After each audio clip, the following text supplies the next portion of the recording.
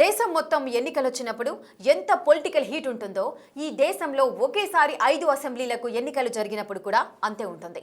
ముఖ్యంగా తమిళనాడు, కేరళ, బెంగాల్ అసెంబ్లీ ఎన్నికలు ఇండియా మొత్తం రాజకీయ వేడిని రగిలించేస్తాయి.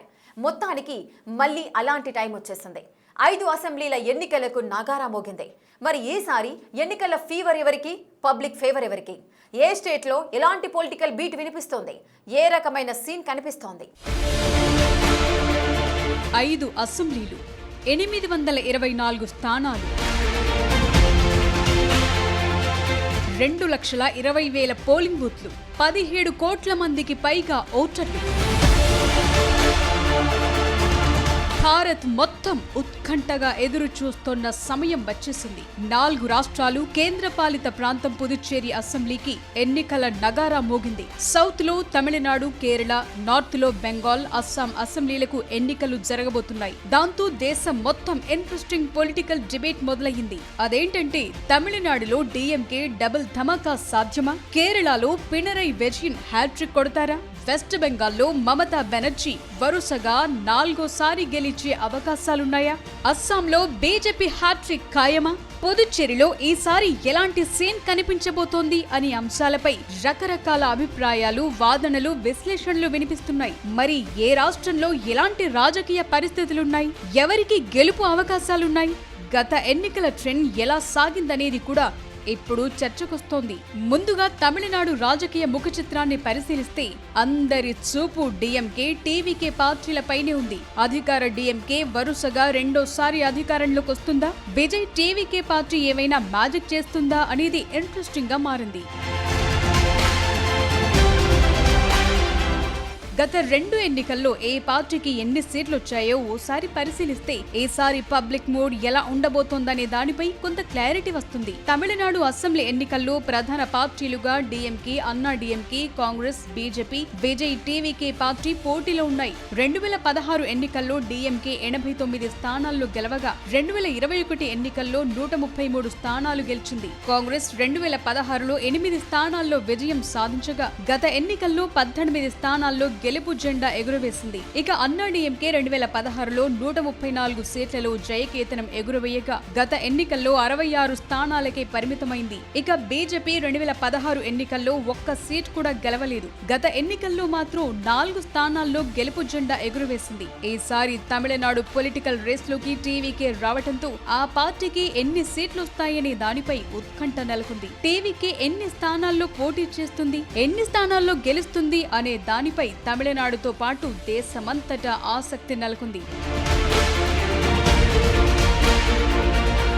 తమిళనాడులో డీఎంకే ఫ్రంట్ కు ఉన్న గెలుపు అవకాశాలను ఓసారి పరిశీలిస్తే ప్రభుత్వంపై ప్రజల్లో ఉండే సహజ వ్యతిరేకతను అధిగమించేందుకు సెక్యులర్ ప్రోగ్రెసివ్ అలయన్స్ ని తీసుకొచ్చారు. బూత్ లెవెల్లో పటిష్టంగా ఉన్న డీఎంకే లాంటి పార్టీలను కూడా ఇందులోకి తీసుకోవటం సానుకూల అంశంగా కనిపిస్తోంది. ఇక ప్రజా సంక్షేమ పథకాలు నేరుగా లబ్ధిదారుల ఖాతాల్లోకి నగదు జమ చేయటం లాంటివి స్టాలిన్ సర్కార్ కు బిగ్ ప్లస్ పాయింట్ అనే చెప్పాలి. మహిళలు, విద్యార్థులు, గిగ్ వర్కర్లు ఇలా అన్ని వర్గాలకు ఎంతో కొంత మేలు చేశారనే టాకుంది. అదనంగా మైనారిటీల నుంచి కూడా సపోర్ట్ దొరుకుతుందనే చర్చుంది. అయితే కొందరు మంత్రులపై అవినీతి ఆరోపణలు ఉండటం, ప్రజల్లో కొంత సహజ వ్యతిరేకత కనిపిస్తుండటం, సీట్ల పంపకాల విషయంలో కూటమిలో కనిపిస్తోన్న లోపాలు డీఎంకేకు కొంత మైనస్ గా మారే ఛాన్స్ ఉందంటున్నారు. అయితే విజయ్ టీవీకే పార్టీ ఎంట్రీ డీఎంకేకు కలిసొస్తుందంటున్నారు. యాంటీ డీఎంకే ఓట్లని విజయ్ చీల్చగలరనే చర్చ జరుగుతోంది. అయితే యువ ఓటర్లు, జెన్సీ ఓటర్లను తమ వైపు తిప్పుకోవటమే ఇప్పుడు సవాల్గా మారనుంది.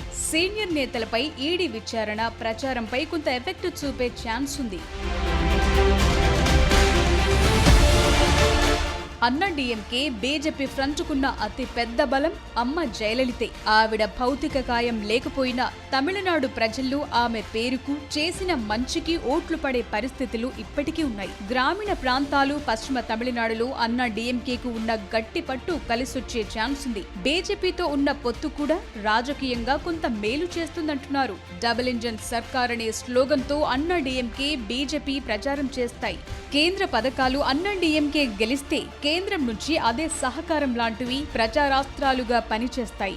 మరోవైపు శశికళ పార్టీ పెట్టడం, పన్నీర్ సెల్వం డీఎంకేలో జాయిన్ అవ్వటం అన్నా డీఎంకేని కొంతమేర దెబ్బతీసే అవకాశాలున్నాయి. ముఖ్యంగా బీజేపీతో ఉన్న పొత్తు తమిళ ఆత్మగౌరవం, అస్థిరత్వానికి సంబంధించిన కమిట్మెంట్ పై ప్రశ్నలు లేవనెత్తే ఆస్కారం ఉంది. ప్రధానంగా అధికార డీఎంకే పార్టీపై ప్రజల్లో ఉన్న వ్యతిరేకత ప్రధాన ప్రతిపక్షంగా ఉన్న అన్నా డీఎంకేకు మాత్రమే ప్లస్ అయ్యే ఛాన్స్ ఉందనే విశ్లేషణలు వినిపిస్తున్నాయి. అయితే టీవీకే దెబ్బ ఇటు కూడా పడే అవకాశం ఉందంటున్నారు.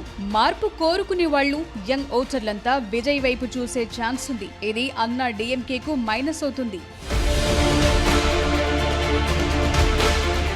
తమిళగ వెట్రి కజగంతో హీరో విజయ్ తమిళనాడు పాలిటిక్స్ లోకి ఎంట్రీ ఇచ్చారు. మొదటిసారి ఎన్నికల బరిలో దిగుతున్న కుంభస్థలాన్ని కొట్టాలనే లక్ష్యంతో ఉన్నారు. విజయ్ అపీల్ యూత్ కి ఎక్కువగా కనెక్ట్ అవుతున్నట్లు కనిపిస్తోంది. న్యూట్రల్ ఓటర్లను, మార్పు కోరుకునే వాళ్లకు విజయ్ తనొక మూడో ప్రత్యామ్నాయంగా ప్రదర్శించుకునే అవకాశం వచ్చింది. అయితే కొత్త పార్టీ కావటం, బూత్ లెవెల్లో రాజకీయంగా బలహీనంగా ఉండటం, ద్వితీయ శ్రేణి నాయకత్వంలో తక్కువ అనుభవం ఉండటం కొంత మైనస్ గా మారే ఛాన్స్ ఉంది. అయినప్పటికీ డీఎంకే, అన్నా డీఎంకే పై తమిళనాడు ప్రజల్లో, యంగ్ ఓటర్లలో ఉన్న అసంతృప్తిని క్యాష్ చేసుకునే పరిస్థితులున్నాయి. అయితే కరూర్ తొక్కిసలాట ఘటనపై జరుగుతోన్న సిబిఐ దర్యాప్తు కొంతమేర ప్రతికూల ప్రభావం చూపొచ్చంటున్నారు. ముఖ్యంగా రాజకీయాల్లో అనుభవం లేకపోవటం, తొలిసారి ఎన్నికలను ఎదుర్కొంటుండడం కూడా విజయ్ పార్టీకి ఉన్న విజయావకాశాలపై కొంత ఎఫెక్ట్ చూపే అవకాశాలున్నాయి. అందువల్ల ఈసారి తమిళనాడు ప్రజలు ఎలా ఆలోచిస్తారు, ఎవరిని ఆదరిస్తారు అనేది ఆసక్తి రేపుతోంది. తమిళనాడు పక్కనే ఉన్న పుదుచ్చేరిలోనూ రాజకీయం రసవత్తరంగా మారింది. ఒకసారి గత ఎన్నికల్లో వచ్చిన ఫలితాలను పరిశీలిస్తే పుదుచ్చేరి మోడీ ఎలా ఉందో అర్థమవుతుంది. 2016లో ఎన్ఆర్ కాంగ్రెస్ 8 సీట్లు గెలిస్తే గత ఎన్నికల్లో 10 స్థానాల్లో విజయం సాధించింది. బీజేపీ గత ఎన్నికల్లో కేవలం 6 స్థానాలు మాత్రమే సాధించగలిగింది. కాంగ్రెస్ 2016లో 15 సీట్లు గెలిస్తే గత ఎన్నికల్లో 2 స్థానాలకే పరిమితమైంది. 2016లో 2 సీట్లు గెలిచిన డీఎంకే గత ఎన్నికల్లో 6 స్థానాల్లో జయకేతనం ఎగురవేసింది. ఇక అన్నా డీఎంకే 2016లో 4 సీట్లు గెలిస్తే గత ఎన్నికల్లో 1 సీటు కూడా గెలవలేదు. ఇక ఆల్ ఇండియా ఎన్ఆర్ కాంగ్రెస్ అధినేత ఎన్ రంగస్వామి 4సారి ముఖ్యమంత్రి పదవిని చేపట్టాలని చూస్తున్నారు. ఇందుకోసం రెండోసారి బీజేపీతో భాగస్వామ్యం కోసం చూస్తున్నారు. అయితే లెఫ్టినెంట్ గవర్నర్ జోక్యంపై సీఎం అసంతృప్తిని వ్యక్తం చేయడంతో పొత్తు సజావుగా సాగటం లేదు. ఎన్నికలకు ముందు ప్రధాని మోదీ పుదుచ్చేరిలో అనేక అభివృద్ధి ప్రాజెక్టులను ప్రారంభించారు. కానీ రాష్ట్ర హోదా అంశం మాత్రం పెండింగ్ లో ఉంది. దీనిపై ఎటూ తేలట్లేదు. డీఎంకే, కాంగ్రెస్ ఈసారి తమకే అవకాశం ఉంటుందని భావిస్తున్నాయి. అయితే విజయ్ టీవీకే పార్టీ ఎన్ఆర్ కాంగ్రెస్ తో పొత్తు కోరుతోందనే చర్చ ఈ ఎన్నికలను ఆసక్తికరంగా మార్చేసింది. మరి ఈసారి పుదుచ్చేరి ఓటర్లు ఎలాంటి తీర్పిస్తారనేది ఇంట్రెస్టింగ్ గా మారింది.